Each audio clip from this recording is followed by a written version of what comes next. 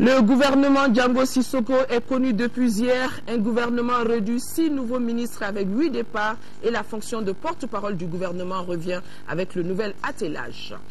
Un dossier dans ce journal, après les moutons à la veille de la Tabaski, c'est le prix de la volaille qui prend l'ascenseur. Le poulet est vendu entre 1750 et 4000 francs CFA à l'approche des fêtes de fin d'année. Nous sommes allés voir. Du sport dans ce journal, l'USFAS vient de remporter la Coupe d'Afrique militaire en Côte d'Ivoire, 1-0 face au Cameroun, une finale que vous avez pu suivre sur nos antennes. Nous sommes dimanche 16 décembre. Mesdames et messieurs, bonsoir et bienvenue à ce journal. Journal que nous ouvrons par le décryptage du nouveau gouvernement. 4 jours après la nomination du Premier ministre Django Sissoko, la liste du gouvernement du Mali a été publiée. Vous l'avez suivi avec nous hier soir. On notera l'arrivée de 6 nouveaux ministres et le départ de 8 autres. La taille du gouvernement a été réduite et la fonction de porte-parole du gouvernement revient dans ce nouvel attelage. Des précisions avec Mahamadou Kone. C'est un gouvernement d'union nationale qui vient d'être mis en place. Tous les grands regroupements politiques, de même que différentes tendances de la société civile, y sont représentés. Le premier constat qui se dégage est que l'équipe dirigée par Django Sissoko compte 30 ministres, dont 2 ministres délégués. Ils étaient 32 dans le précédent gouvernement. 6 nouvelles personnalités font leur entrée. Il s'agit de Messaoud Ould Mohamed Labib, désormais ministre de l'Enseignement supérieur et de la Recherche scientifique, alors que Baba Berté prend la tête du département de l'Agriculture. Le ministère de l'Artisanat et du Tourisme revient à Yehia Ag Mohamed Ali, pendant que Mme Diané Mariam Kone s'occupera de l'élevage et de la pêche. Le nouveau titulaire du ministère de la Communication est Manga Dambélé, qui devient également porte-parole du gouvernement, fonction qui n'existait pas dans l'équipe sortante. Le 6e entrant est un ministre délégué. Son nom, Abdourahmane Oumar Touré, chargé de la décentralisation et de l'aménagement du territoire. 8 cadres de l'ancien gouvernement n'ont pas été retenus. Au nombre de ces partants, Mme Traoré Rokia Gikine, précédemment ministre des Maliens de l'extérieur et de l'intégration africaine. Yaranga Koulibaly, qui s'occupait de l'agriculture. Haruna Kanté, qui détenait l'enseignement supérieur et la recherche scientifique. Et Adamawan, qui quitte l'éducation. Les 4 autres, désormais anciens ministres, ont pour nom Mme Diallo Fadima Touré, qui avait en charge le logement, l'urbanisme et les affaires foncières. Mamadou Koulibaly, précédemment à l'équipement et à l'aménagement du territoire. Alpha Bokar Nafo s'en va également, lui qui dirigeait le département de l'énergie et de l'eau. Et enfin, Boubacar Amadoun Kébé quitte la culture. 5 ministres changent de portefeuille. Il s'agit de Maître Demba Traoré, qui s'occupera des Maliens de l'extérieur et de l'intégration africaine. En plus, il monte de grade puisqu'il n'est plus ministre délégué. David Sagara prend la tête du ministère du Logement, des Affaires foncières et de l'Urbanisme. Makantungara quitte l'élevage pour l'énergie et l'eau, alors que Ousmane Agrissa, autrefois à l'artisanat et au tourisme, vient à l'environnement et à l'assainissement. Quant à Bruno Maïga, il laisse la communication au profit de la culture. Bokar Moussa Diarra cumule désormais l'éducation, l'alphabétisation et les langues nationales. De son côté, le colonel Abdoulaye Koumaré garde les transports en y ajoutant l'équipement. Un autre constat, c'est que 17 ministres restent au même poste qu'ils détenaient dans l'ancien gouvernement. A signaler notamment Tiana Koulibaly à l'économie et aux finances, général Yamoussa Kamara à la défense et aux anciens combattants, Tchema Hubert Koulibaly, chef de la diplomatie, colonel Moussa Senko Koulibaly à l'administration territoriale. A noter pour terminer que l'attelage de Django Sissoko comprend 3 femmes. Elles étaient 4 il y a quelques jours. Merci Mahamadou Kone et des visages de ces nouveaux ministres dans nos éditions de demain. Plusieurs regroupements de partis politiques et de la société civile saluent la formation de ce nouveau gouvernement. Ils estiment que cette équipe doit s'atteler rapidement à l'essentiel, à savoir la libération des régions occupées et l'organisation d'élections libres et transparentes. Ce qui se passera par un sacrifice de tous les Maliens. Nous avons recueilli des réactions de l'ADPS, de la COPAM et du FDR. Suivez des propos recueillis par Ibrahim Traoré. Le nouveau gouvernement qui vient de se constituer, nous prenons acte. Pour le moment, nous n'avons pas de jugement particulier. Nous savons qu'au sein de l'équipe, il y a des personnalités, des individualités que nous connaissons qui sont vraiment techniquement compétentes. Mais au sein d'une équipe, quelle sera leur prestation, on ne sait pas. Donc nous allons juger l'équipe gouvernementale à l'œuvre. Nous avions dans l'ancienne équipe un représentant qui a été reconduit.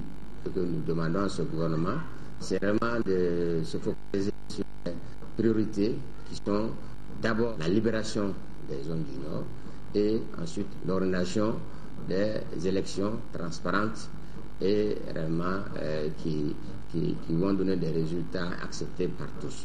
Notre soutien, notre accompagnement dépendra des actes concrets qui seront posés par ce gouvernement. Même si nous n'étions pas au gouvernement, nous l'aurions accompagné. Parce que la situation est difficile. Les Maliens doivent se retrouver pour libérer leur pays. Et tant que nous ne sommes pas solidaires, le pays restera à la merci des aventuriers, de l'intérieur comme de l'extérieur. Le FDR salue la formation de ce nouveau gouvernement, qui est un véritable gouvernement d'union nationale, et un gouvernement qui respecte l'accord cadre signé le 6 avril, qui dit à son article 6 la mise en place d'un gouvernement d'union nationale. Ce gouvernement est un gouvernement d'union nationale puisqu'il est composé de toutes les forces de la nation. Donc nous félicitons le Premier ministre et nous saluons la mise en place de ce gouvernement. Le FDR soutiendra également ce gouvernement dans l'accomplissement de ses deux missions principales qui sont la libération du Nord, l'organisation des élections transparentes et crédibles dans un délai raisonnable.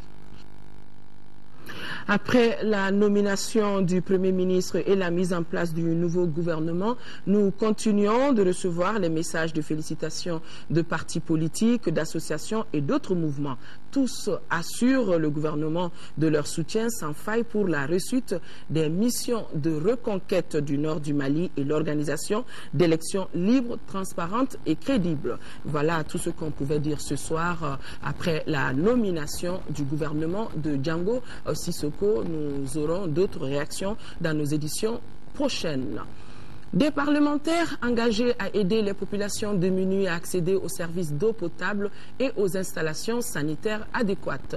Les élus sont regroupés au sein du réseau des parlementaires pour l'eau potable, l'hygiène et l'assainissement. Depuis ce matin, ils bénéficient d'un atelier de renforcement de capacité en plaidoyer, analyse et suivi budgétaire. Moïse Traoré. La question du droit fondamental que constitue l'accès à l'eau potable se pose avec acuité. WaterAid estime que la satisfaction des besoins en eau potable, hygiène et assainissement nécessite beaucoup plus que la simple mise en œuvre de projets d'approvisionnement. C'est pourquoi l'influence des décideurs et des partenaires techniques et financiers s'avère une nécessité pour un meilleur accès des communautés les plus pauvres aux services d'eau potable, d'hygiène et d'assainissement. Suite à la révision du budget d'État 2012, les secteurs sociaux de base voient leur part réduite de plus de 90%. Pourtant, c'est au même moment que les villes de Mopti, Ségou, Bamako et autres accueillent des centaines de milliers de nos compatriotes contraints au déplacement. S'il est vrai que les sources de revenus de l'État sont également affectées par la crise, il est tout aussi vrai que d'autres ressources restent à explorer afin de donner à nos populations ce qui est indispensable à la vie. Au nom du président de l'Assemblée nationale, le 6e vice-président, Khalifa Doumbia, s'est réjoui que l'atelier de 2 jours contribue au renforcement des compétences des élus dans l'analyse et le suivi du budget de l'État. Le réseau de parlementaires est engagé à faire du plaidoyer à l'endroit des autres acteurs et du gouvernement. Plus de 5000 cas de paludisme simple traités et 350 cas sévères référés. Ce sont là quelques-uns des résultats obtenus par la stratégie soins essentiels dans la communauté au niveau de la région de Caille. Des résultats que la direction régionale de la santé a partagés avec certains journalistes et acteurs concernés par la mise en œuvre de cette approche. Dr Moussa Yatara évoque le sujet au micro de notre envoyé spécial, Ramata Akonaté. Vous avez vu autant par rapport à la prise en charge des cas de paludisme simple, les cas de malnutrition aiguë modérée, les infections respiratoires aiguës, les nouvelles acceptantes par rapport à la planification familiale. Nous avons fait la balance par rapport à chaque pathologie ou bien intervention. Nous remarquons quand même que la part, en tout cas de ces ASC, est vraiment à saluer dans la couverture de ces différentes maladies. Il y a un engagement fort au démarrage de l'approche. Je crois qu'il faut que le partenaire comprenne que les communautés sont prêtes à prendre la relève à un moment ou l'autre. Je crois qu'à un an seulement de la mise en œuvre, nous leur avons dit accompagnez-nous un peu. La région de Caille a été la première région qui a accepté tout de suite aller à la stratégie SEC.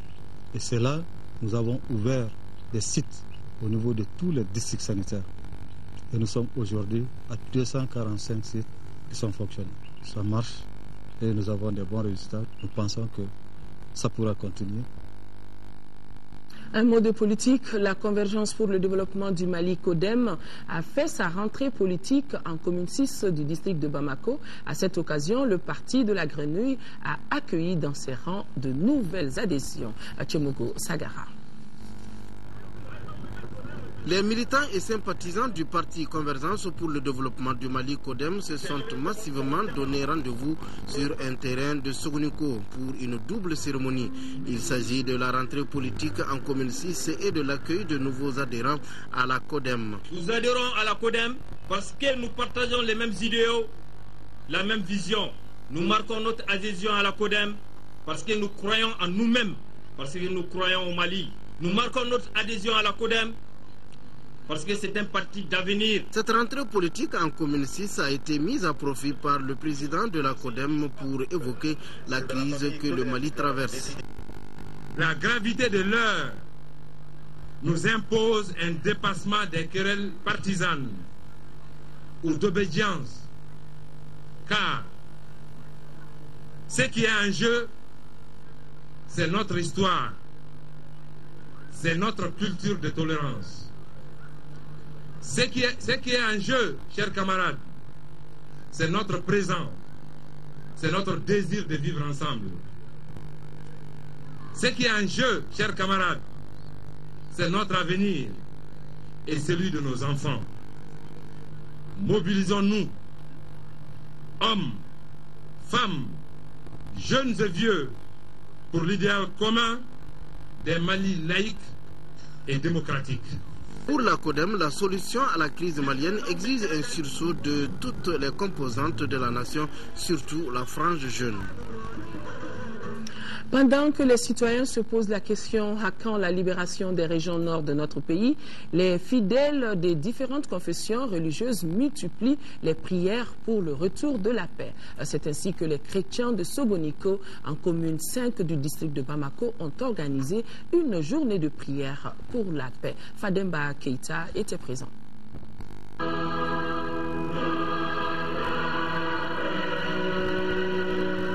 Ces cantiques, prières et louanges sont un cri de cœur des fidèles chrétiens de l'église apostolique de Sogoniko.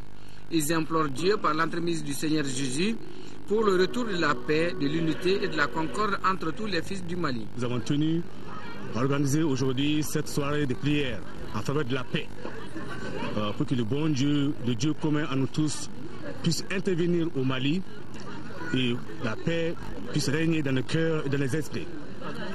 C'est pourquoi nous avons invité nos frères et sœurs pour prier Dieu qui nous a tous créés, qui nous aime aussi, qui puisse intervenir pour la paix au Mali. Pour donner un grand éclat à l'événement, ont été conviés à la journée de prière les représentants de l'Église catholique, des associations d'églises telles que Amen Réveil, de l'Armée du Salut et de celle de l'Unification. Seigneur, fais en sorte que la sagesse qui vient de toi règne dans le cœur de tous les dirigeants de ces pays, afin que dans les décisions, ils puissent gérer le Mali selon la volonté de l'Éternel. Les voix à l'unisson ont aussi demandé au Seigneur Jésus d'intercéder auprès de Dieu pour que notre pays meurtri, nos compatriotes du Nord victimes de toutes sortes d'exactions de la part des groupes armés, retrouvent la paix, la cohésion et que renaisse la convivialité dans notre pays. Sans transition, retrouvons l'actualité sur le continent. Les Égyptiens étaient hier aux urnes. L'adoption de la constitution Morsi passera par un référendum avant même la fin de la proclamation partielle des résultats. L'opposition parle d'irrégularité et reste cependant optimiste quant à un vote massif en faveur du non. En raison d'interminables files d'attente, la commission électorale égyptienne a dû prolonger de 4 heures les opérations de vote samedi dans les 10 gouvernorats appelés à se prononcer sur le projet de constitution.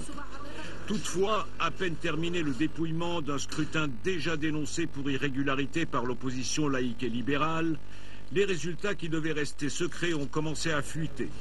Les islamistes du Parti de la liberté et la justice du président Morsi ont annoncé sur leur site que plus de 56% des électeurs avaient approuvé le texte. Dimanche matin, la presse reprenait ces résultats en les amplifiant, avançant même le chiffre de 63% de oui. Un empressement de nature à exacerber les divisions déjà fortes entre les électeurs sur l'esprit et la lettre de cette constitution. Concernant les droits de la femme, elle a droit à l'égalité.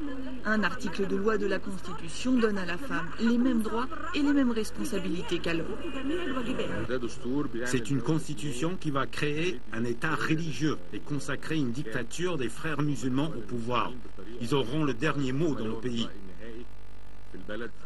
Cette première tranche du référendum a été émaillée de violences, notamment au Caire où la police a dû intervenir après l'attaque du siège du Parti libéral du Wafd par des islamistes.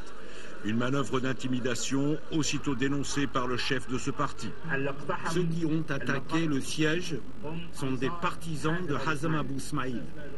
Mais quoi qu'il en soit, j'attribue la responsabilité au Dr Mohamed Morsi en tant que président du pays et de tous les Égyptiens. Prochain rendez-vous pour la deuxième tranche, le 22 décembre prochain, dans les 17 gouvernorats restants. Le Canada, de plus en plus une destination prisée pour les étudiants africains. La cause reste liée aux perspectives promoteuses d'emplois. Plus d'1 million d'emplois sont à pourvoir d'ici 2021.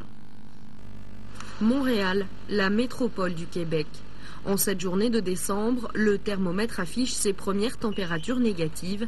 Pas facile pour Issaou, qui a quitté le Bénin il y a 2 ans. Juriste, il a choisi d'effectuer ici son doctorat, séduit par le principal atout de la province canadienne, sa double culture, mêlant le français et l'anglais. Il y a découvert un pays où l'immigration est vécue comme une valeur ajoutée. Ce n'est pas du tout l'idée que je me faisais de l'Occident. J'ai trouvé un peuple très chaleureux, très généreux, très accueillant. Je ne sais pas, j'ai été en tout cas marqué par ça. J'ai été frappé par cette générosité du peuple québécois. Au Québec, les Africains représentent aujourd'hui près de 20% des étudiants étrangers. Une proportion qui va en augmentant malgré le coût des études, jusqu'à 10 000 $ l'année, sans compter les frais de subsistance dont il faut disposer pour obtenir un visa. Mais les perspectives y sont prometteuses. Effectivement, nous sommes une société ouverte au Québec et les emplois sont ouverts à la fois aux hommes et aux femmes et sans distinction des origines.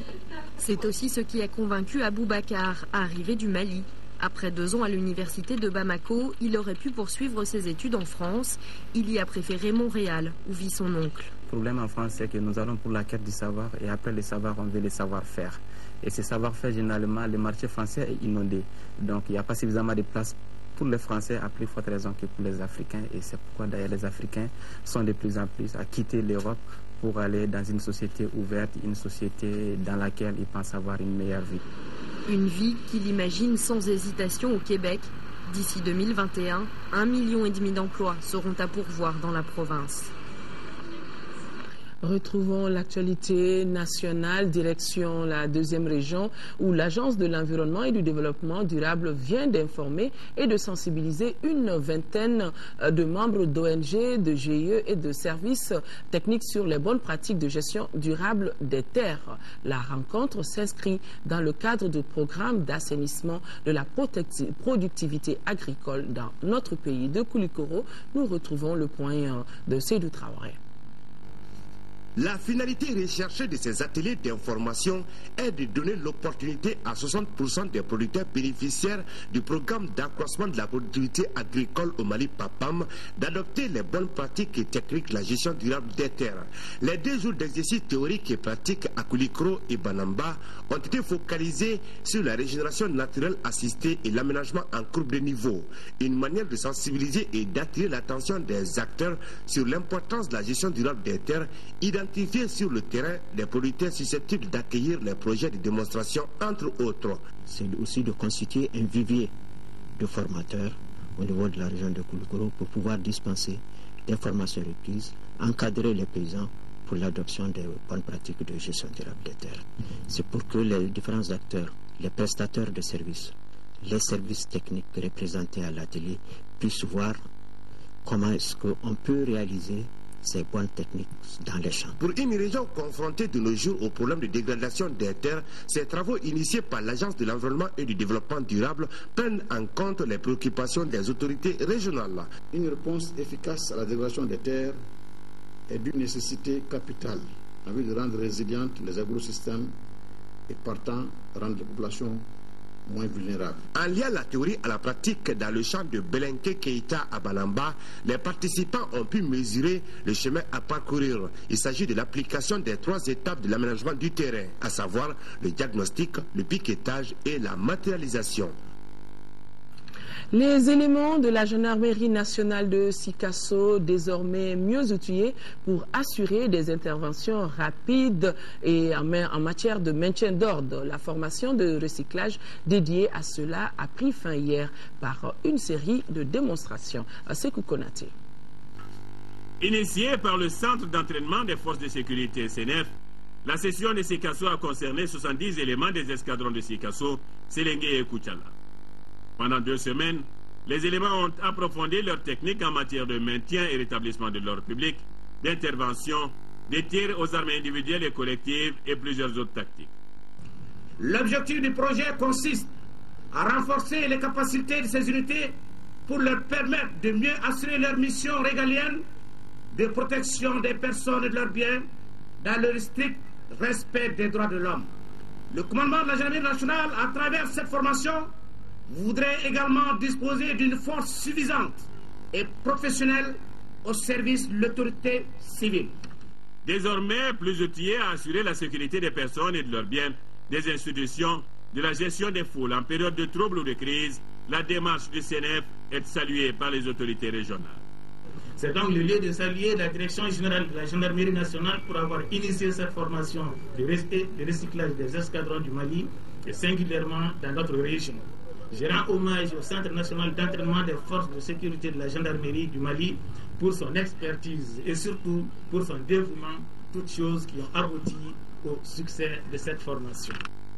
De la gestion d'une foule de manifestants à la sécurisation des personnalités, en passant par le franchissement opérationnel, les éléments de la gendarmerie ont fait étalage de leur grande maîtrise des techniques enseignées.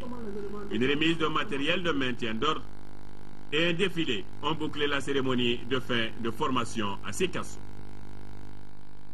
Grande nuit de plaidoyer en faveur de la paix, c'était hier soir au Palais de la Culture de Bamako. Initiée par la Miss ORTM 2012 et les jeunes de l'association Codilaton, la soirée a été une tribune de plaidoyer pour l'implication totale des femmes et filles dans la résolution rapide et efficace de la crise que vit notre pays. Les artistes invités à cette occasion ont prôné l'unité et la solidarité entre tous les fils du Mali et pour un Mali fort. Reportage de Adama Kodjo, mais avec la voix de Agibou Koulibaly. Cette soirée était un véritable espace de plaidoyer pour l'implication des femmes et des filles dans la résolution de la crise au Mali. Les organisateurs ont appelé ce groupe cible à jouer pleinement son rôle dans les familles comme ailleurs pour une union sacrée autour de la patrie. Les artistes qui se sont succédés sur la scène avaient le même message. La présidente de la CAFO a salué l'initiative d'une jeunesse responsable et engagée pour l'avenir du pays. Oumou Touré a ensuite lancé un appel aux femmes et aux filles pour accompagner ces jeunes.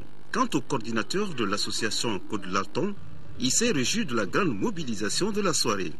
Une raison pour la Miss ORTM 2012 de montrer toute sa satisfaction.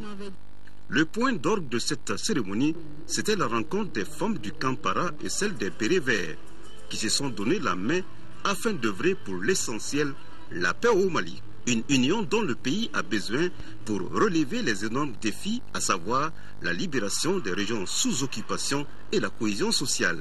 Au cours du plaidoyer, Malamine Koné, le président directeur général de RNES, a été fait ambassadeur de la paix et de la réconciliation nationale. Sport football, je vous le disais dans les titres, Coupe d'Afrique militaire, l'USFAS a remporté la Coupe d'Afrique militaire de football dotée de trophée Blaise Compaoré. Blaise Compaoré, c'est le président du FASO. En finale jouée cet après-midi à Abidjan en Côte d'Ivoire, les militaires maliens ont battu ceux du Cameroun 1-0. Khalifa Nama Traoré. Les Maliens, le poteau, il va marquer. Un but de Adama Traoré à la 55e minute et le Mali devient du coup champion d'Afrique militaire de football. L'Union sportive des forces armées et de sécurité est parvenue à hisser haut le drapeau malien à la 8e édition de la Coupe d'Afrique des Nations militaires de football en Côte d'Ivoire. Ayant débuté discrètement cette compétition avec une victoire 2-1 contre le Nigeria et une lourde défaite devant la Côte d'Ivoire, les militaires maliens sur la voie de la consécration écartent tour à tour la Zambie 1-0, le Kenya 3-1. L'acte final contre le champion sortant est âprement disputé. Les Camerounais favoris donnent des sueurs froides à Komandian Keïta et ses partenaires, déterminés à offrir un trophée au Mali dans cette compétition. Après l'échec en finale en 2004 à Bamako, les joueurs de l'USFAS arrivent à contenir les assauts camerounais. À la 55e minute, Adama Traoré réussit l'unique but de la partie, malgré l'intervention d'un défenseur adverse. Adama Traoré qui devient du coup le meilleur joueur du tournoi. Le Mali, pour sa première place, obtient en plus du trophée une enveloppe de 10 millions de francs CFA. Le Cameroun empoche 5 millions, la Côte d'Ivoire et le Kenya 2,5 millions chacun. Le Mali, le Cameroun, la Côte d'Ivoire et le Kenya accompagneront l'Algérie, championne du monde en titre, à la Coupe du monde militaire prévue en juillet prochain en Azerbaïdjan. Comme il fallait s'y attendre, nous venons de recevoir ce message de félicitations du président de la République à l'équipe nationale militaire de football championne d'Afrique de la CAMFoot 2012. Message ainsi libellé. Au nom du peuple malien, de l'ensemble des institutions de la République et à mon nom propre, je vous adresse la reconnaissance de la nation et mes vives et chaleureuses félicitations pour cet exploit, cette victoire éclatante au terme d'une compétition particulièrement éprouvante puisque de haut niveau est la preuve éclatante que le peuple peut et doit faire confiance en ses forces armées et de sécurité. Je voudrais rendre un hommage appuyé à l'ensemble de votre staff technique, à la hiérarchie ainsi qu'aux différents départements ministériels qui vous ont mis dans des conditions d'une excellente participation à ce tournoi continental. Je félicite vos supporters ainsi que nos compatriotes établis en Côte d'Ivoire qui, tout au long de la compétition, vous ont soutenu du cœur, de la voix et des gestes.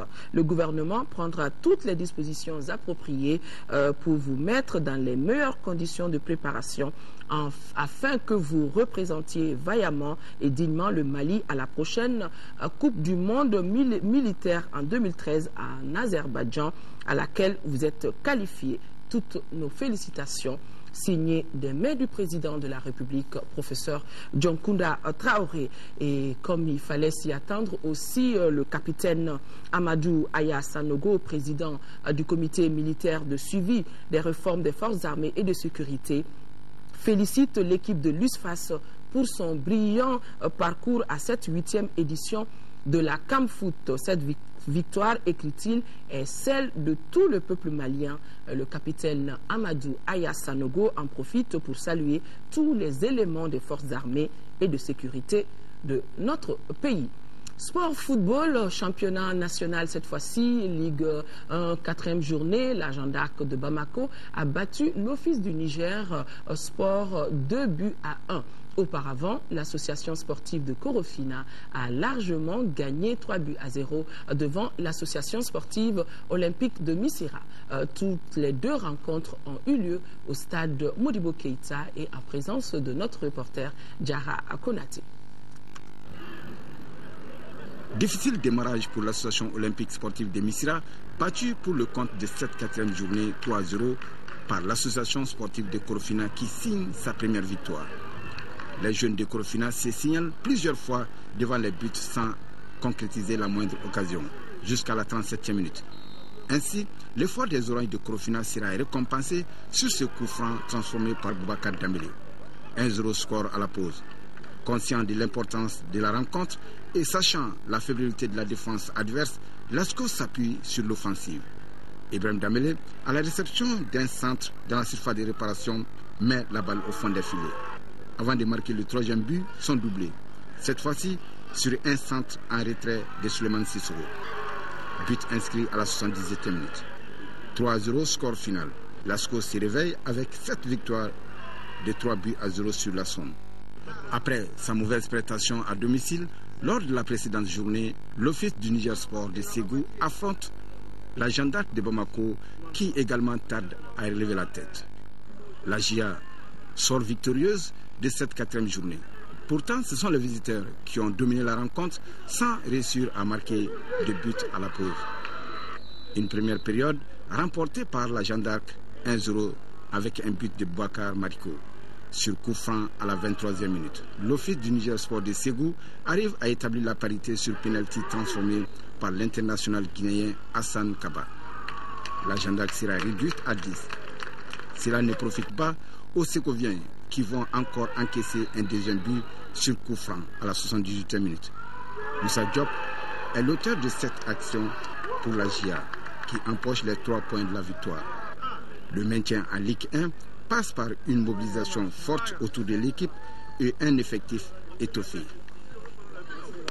Basketball, les finales de la Super Coupe de basket ont été jouées hier au pavillon des sports du stade Modibo Keïta. En dames, les dames du Djoliba se sont inclinées devant celles du stade malien de Bamako 52-54 et chez les hommes encore, le stade malien de Bamako a pris le meilleur sur l'AS Police sur le score de 57-47 à Sassoumaré.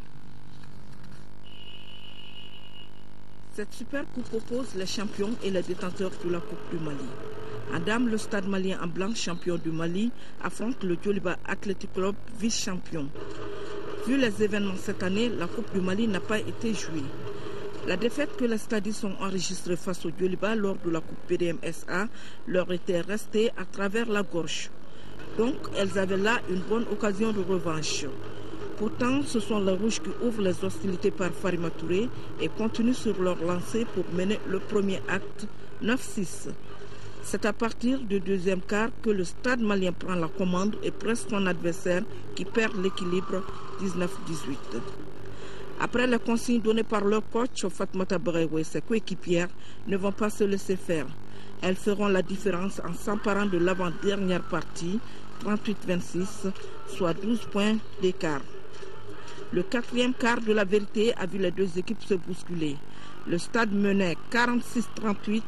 La fougue juvénile du Djoliba va se retrouver et fait la parité 47-47 et 49-49.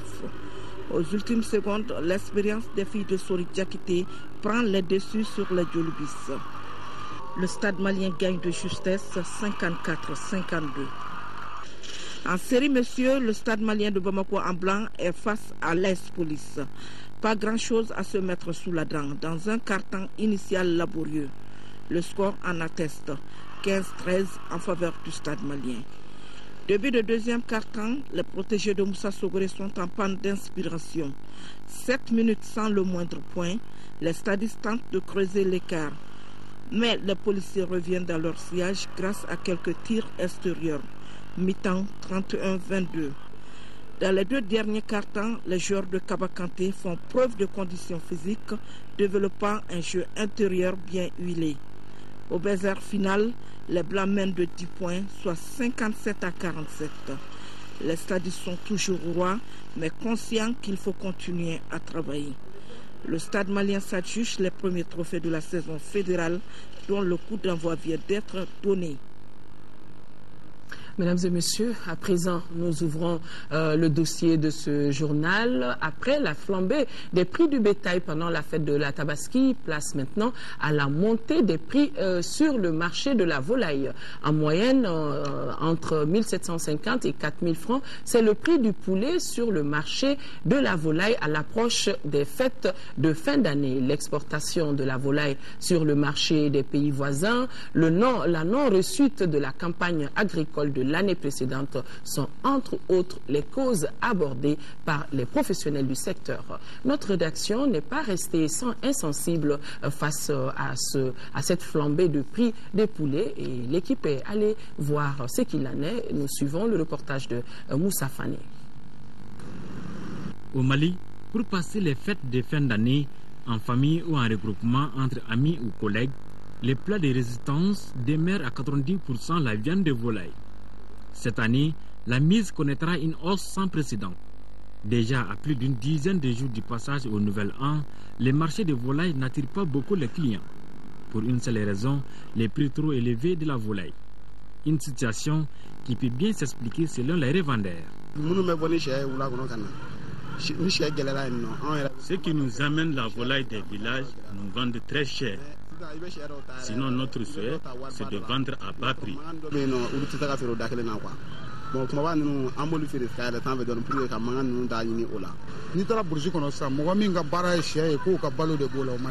C'est très difficile de trouver un aviculteur dans les villages qui travaille dans les règles de l'art.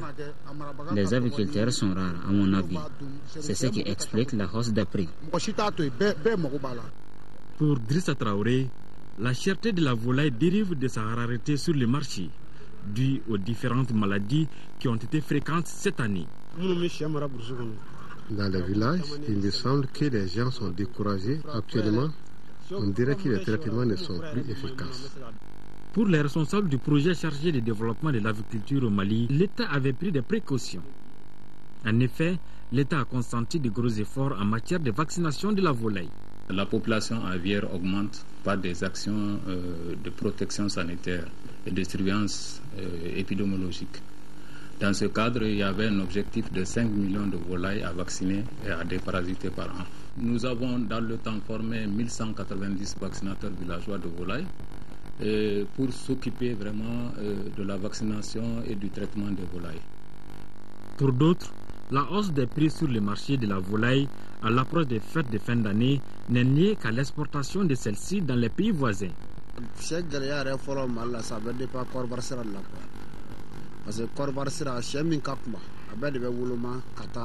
La cherté de la volaille est due à son exportation vers la Côte d'Ivoire. Pratiquement, tous les poulets et pintades sont exportés dans ce pays. Ces exportations-là n'expliquent pas la hausse des prix. Ce qui est envisageable, c'est vraiment de voir au niveau du commerçant, de limiter les intermédiaires et de faire en sorte que les prix ne flambent pas. Pour l'instant, le marché n'est pas très attrayant pour les clients. Pour eux, le pouvoir d'achat n'est pas en équilibre avec les prix. De nos jours, les poulets coûtent cher. Par le passé, le prix moyen était de 1500 à 2000 francs. Il faut débourser aujourd'hui 4000 voire 5000 pour les gros poulets. Les poulets de 1500 à 2000 francs sont petits. Ah, vraiment, cher. Parce que les poulets sont en réalité chers. Je voudrais en payer, on me dit 3750. J'ai proposé 2250. Cela n'a pas été accepté. Nous demandons aux vendeurs de poulets de fixer des prix raisonnables. Alors, faut-il augmenter la somme à cotiser, se contenter des petites volailles ou inviter les autorités à prendre des mesures nécessaires face à l'exportation à outrance? La question reste posée. En tout cas, pour pouvoir vous procurer un poulet sur le marché, ayez dans la poche entre 1750 et 4000 francs CFA l'unité. Moussa Fane, bien noté. Nous sommes dimanche, la charia et les exactions commises au nord du Mali, c'est le sujet de questions d'actualité de ce soir. Les échanges portent essentiellement sur le rapport entre la charia telle qu'édictée dans le Saint-Coran et les exactions commises au nord de notre pays en son nom. Des représentants de l'Union des jeunes musulmans du Mali qui sont les invités de cette émission vous en diront davantage après l'émission Ensemble pour un Mali indivisible. Une émission en bamana. Voilà, c'est donc tout pour ce journal. Merci de l'avoir suivi. Demain, 10h, 13h, Aïssata Ibrahim Maïga. À 20h, vous serez en compagnie de Amadou Sangaré. D'ici là, merci de rester de cœur et d'action avec nos parents des régions du Nord vivant sous occupation. On ne les oublie pas, et cela jusqu'à la libération totale du pays. Bon début de semaine. Au revoir.